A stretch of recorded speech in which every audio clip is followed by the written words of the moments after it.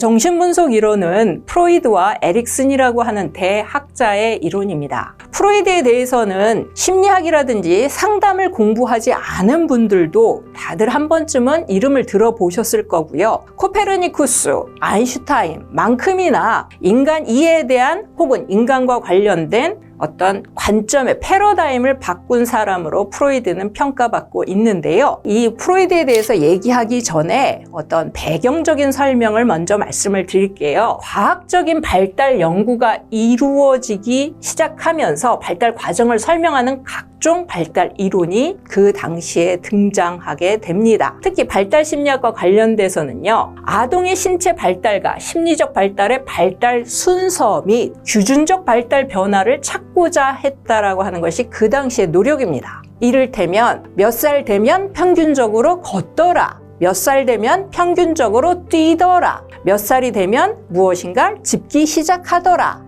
라고 하는 표준적인, 평균적인 특징을 찾고자 했습니다. 일반적인 특징을 말하는 거죠. 그런데 그렇게 하다 보니까 왜 발달하게 되는가? 무엇이 발달을 이끌어내는가? 와 관련된 질문들에 대해서도 사람들이 궁금해하기 시작했습니다. 그래서 1920년대 전후로 해서 발달 특성을 기술하는 것이 아니라 발달의 과정을 설명하는 발달 이론이 나타나기 시작했습니다. 그 대표적인 사람이 바로 이분, 지그문트 프로이드입니다. 자, 프로이드에 대해서 조금 살펴볼게요. 프로이드는 본명이 풀네임은 지그문트 프로이드고요. 이 사람은 오스트리아 모라비아라고 하는 지역에서 1856년에 출생했습니다. 가정 배경이 독특합니다. 이 프로이드의 생모, 친모는 아버지의 세 번째 부인이었어요. 그리고 아버지와 어머니의 나이 차이는 20살, 20살이었습니다. 딸뻘에 부인을 맞이하게 된 거죠. 이 이전 전처 사이에서 소생의 아들들, 장성한 아들들이 이미 있었고요. 프로이드 아버지가 어머니하고 결혼했을 당시에 그 전처 소생의 아들과 어머니의 나이 차이가 거의 없을 정도였다고 합니다. 프로이드가 태어나고 나서 프로이드 밑으로 또 여동생들도 계속 태어났는데요. 프로이드의 아버지는 굉장히 가부장적이고 권위적인 사람이었습니다. 그래서 프로이드는 아버지를 싫어했다고 해요. 아버지를 굉장히 멀리하고 아버지가 하는 말을 귀를 닫고선 안 듣고 싶어 했다라고 하는 기록도 있을 정도였다고 합니다. 프로이드는요, 좀 어릴 때부터 공부를 잘했다고 그래요. 그래서 공부를 하고 있으면 가족들이 프로이드에게 방해가 될까봐 다들 조심했다고 하죠. 근데 프로이드도 아버지하고 성격이 비슷해서 고집스럽고 가부장적이었습니다. 그래서 공부하고 있는데 여동생이 피아노를 뚱땅뚱땅거리고 치고 있으면 아 시끄러! 소리를 지르고 그 다음날 아버지가 피아노를 없애버릴 정도였다고 하죠. 자, 프로이드가 빈으로 이주를 하고요. 빈 대학에 진학을 하게 됩니다. 의과대학에 진학을 해요. 프로이드는 이전까지 자기가 최고인 줄 알았죠. 그런데 대학에 진학하고 나니 너무나도 뛰어나고 상류층의 고귀한 사람들을 많이 보게 됩니다. 굉장히 위축됐겠죠. 하지만 프로이드는 자존심이 센 사람이어서 그런지 그런 걸 전혀 티내지 않고 열심히 공부했다고 하는데요. 그런데 그 학문적인 방향이 지적 호기심이 남달라서 여기저기 막 공부하러 다녔던 거예요. 그래서 5년 만에 졸업해야 하는 의과대학을 8년을 다녔다고 합니다. 의과대학을 졸업을 했지만 의사로 개업을 해야 될지에 대해서 고민을 하다가 파리로 건너가게 됩니다. 그래서 거기에서 샤르콕이라고 하는 사람이 최면술로 히스테리, 즉 신경증이죠. 신경증 환자를 치료하는 모습을 보게 되고 굉장히 큰 감명을 받게 됩니다. 그래서 다시 빈으로 돌아와서 브로이어라고 하는 동료와 함께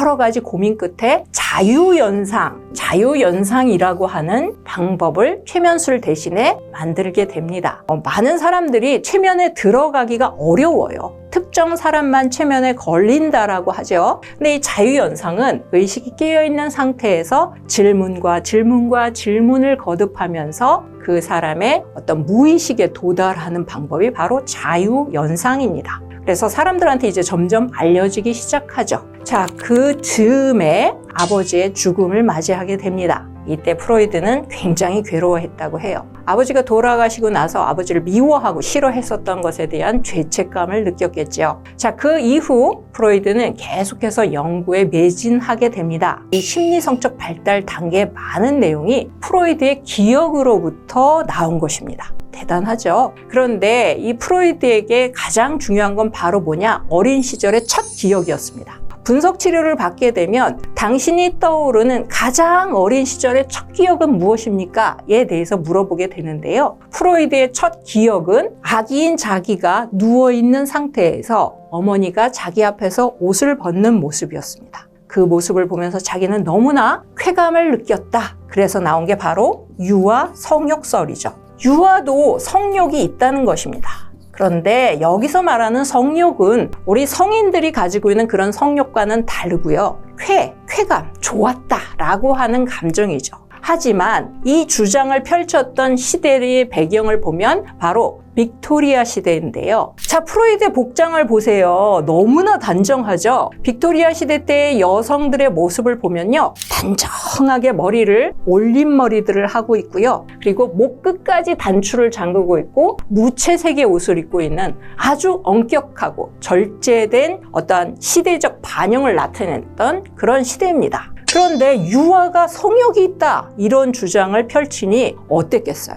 굉장히 많은 공격을 받게 됩니다. 그렇지만 일부에서는 대단하다. 사람이 가지고 있는 여러 가지 어떤 욕구라든가 욕망에 초점을 맞추는 대단한 주장이다 라고 하면서 프로이드를 따르는 사람들이 나타나기 시작합니다. 대표적인 사람이 알프레드 아들러, 칼 융.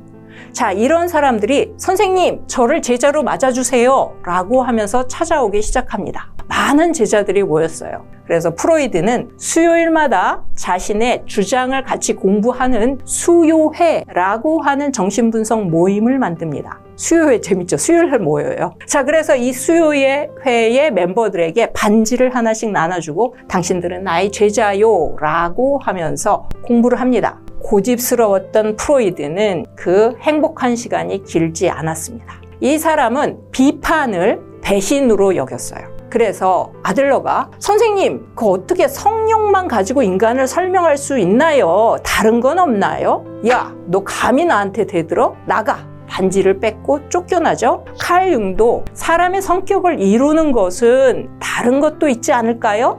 너 감히 내 생각에 대들어? 자, 이런 식으로 하면서 수요의 멤버들은 다들 뿔뿔이 흩어지기 시작합니다. 아이러니하게도 그 제자들은 이 프로이드와 결별 후에 학문적인 성장을 굉장히 많이 하게 되죠. 자, 프로이드는 이렇게 쓸쓸하게 제자를 양성하지 못했는데요. 그 곁에 남아있는 사람은 안나 프로이드, 딸이었어요. 안나 프로이드는 아버지의 정신분석을 이어서 더 확장하죠. 방어기제라는 개념을 만들게 됩니다. 그런데 프로이드가 60대가 되었을 시점에 2차 세계대전이 발발하게 되고 프로이드는 자기의 딸과 함께 영국으로 망명하게 됩니다. 그리고 지금 손에 들고 있는 이게 바로 뭐냐면 시가예요. 프로이드는 평생 시가를 굉장히 탐닉했다고 합니다. 계속 사진을 보면 다 담배를 피고 있는 모습인데요. 아니나 다를까 67세에 구강암이 발병하게 되죠. 그래서 발병된 이후 30여 차례의 암 수술을 하게 되는데 결국은 나중에 견디지 못하고 자신의 친구인 의사에게 부탁해서 모르핀 과다 투여로 안락사를 선택하게 됩니다. 프로이드는요, 참 불행했던 거는 제자들이 다 뿔뿔이 흩어졌던 거와 나치가 프로이드의 서적들, 기록들을 다 불태웠어요. 물론 영국으로 망명한 이후에 더 나아가서 글을 쓰기 시작했지만 그 초기의 연구들은 다 사라진 상태가 되었죠. 자, 이런 프로이드의 삶, 프로이드의 혁명적 사고만큼이나 그의 삶은 굴곡진데요. 이 사람이 주장하는 이론은 과연 어떤 내용일까? 지금부터 공부해 보도록 하겠습니다.